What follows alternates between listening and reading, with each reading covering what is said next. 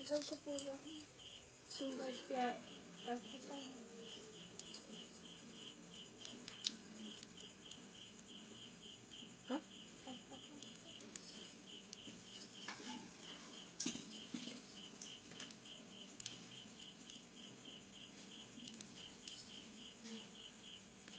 कहाँ से शुरू कर जाएगा कथक रख दीजिए से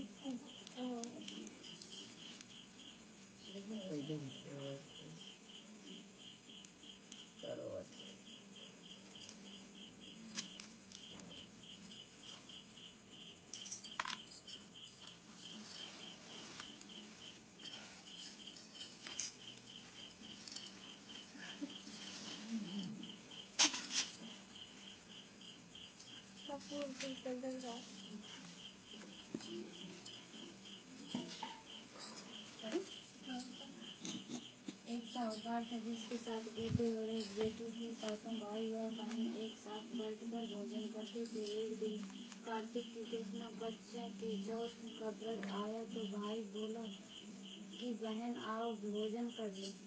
बहन बोली कि आज करवा चौथ का व्रत है, चांद उगने पर ही खाऊंगी। तब भाइयों ने सोचा कि चांद उगने तक बहन भूखी रहेगी, तो एक भाई ने दिया जलाया, दूसरे भाई ने छलनी लेकर उससे ढका और नकली चांद दिखाकर बहन से कहने लगा कि चल चांद का उग आया, अर्घ दे ले। बहन अपनी भाइयों से कहने लगी कि चलो अर्घ दे दे।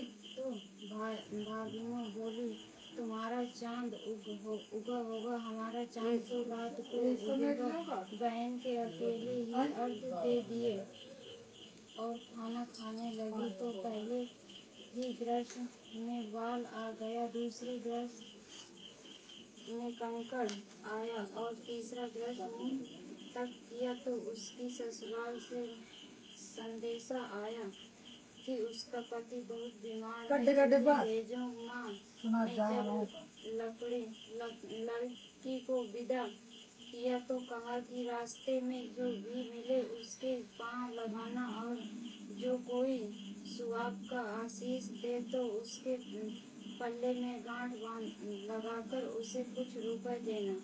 बहन जब भाइयों से विदा हुई तो रास्ते में जो भी मिला उसने यही आशीष दी। बहन जब भाइयों कि तुम 7 भाइयों की बहन, तुम्हारे भाई सुखी रहें और तुम उनका सुख देखो। सुहाग और आशीष किसी ने भी नहीं दिया। जब वह ससुराल पहुंची तो दरवाजे पर उसकी छोटी नंद खड़ी थी। वह उसके भी पांव लगी तो उसने कहा कि सुहागिन रहो, सपूती हो। उसने यह सुनकर पल्ले में गांठ बांधी और नंद को सोने का सिक्का दिया।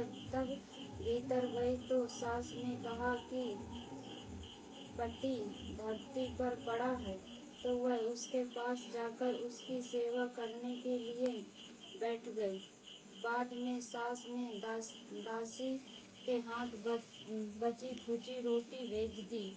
इस प्रकार से समय व्यतीत गृहस्थी मार्गशीर्ष की चौथ आई तो चौथ माता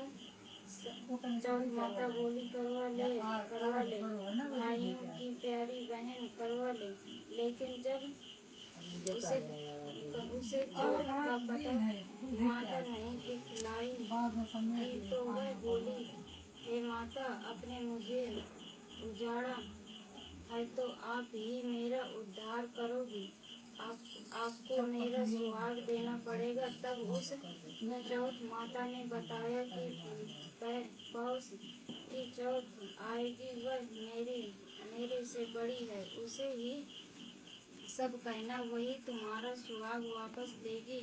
पौष की चौथ आकर चली गई, माघ भी चली गई, फागुन भी चली गई, चैत्र वैशाख जेठ आषाढ़ और श्रावण भादों की सभी चौथ आई और यही कहकर चली गई कि आगे वाली को कहना असौज की चौथ आए तो उसने बताया कि तुम पर कार्तिक की चौथ नाराज है, उसने तुम्हारा सुहाग लिया है, वही वापस कर सकती है। वह अब आएगी तो पाँव पकड़कर विनती करना, यह बताकर वह भी चली गई। जब कार्तिक की चौथ आई तो वह गुस्से में बोली, भाइयों की प्यारी करवा ले, दिन में चांद उगनी करवा ले, व्रत खंडन करने वाली करवा ले, भूखी करवा ले। तो यह सुनकर वह चौथ माता को देखकर उसके पांव पकड़कर गिड़गिड़ाने लगी, हे चौथ माता, मेरा सुहाग तुम्हारे हाथों में है, आप ही मुझे सुहागिन करें। तो माता बोली, कपिन हत्यारिन, मेरे पांव पकड़कर क्यों बैठी है? तब वह बोली कि जो मुझसे भूल हुई उसे क्षमा कर दो। अब बोल नहीं करूँगी। तो चौथ माता ने प्रसन्न होकर आंखों से काजल, नाखूनों में से मेहंदी और टीके में से रोली लेकर छोटी उंगली में से उसके आदमी पर छींटा दिया। तो वह उठकर बैठ गया और बोला कि आज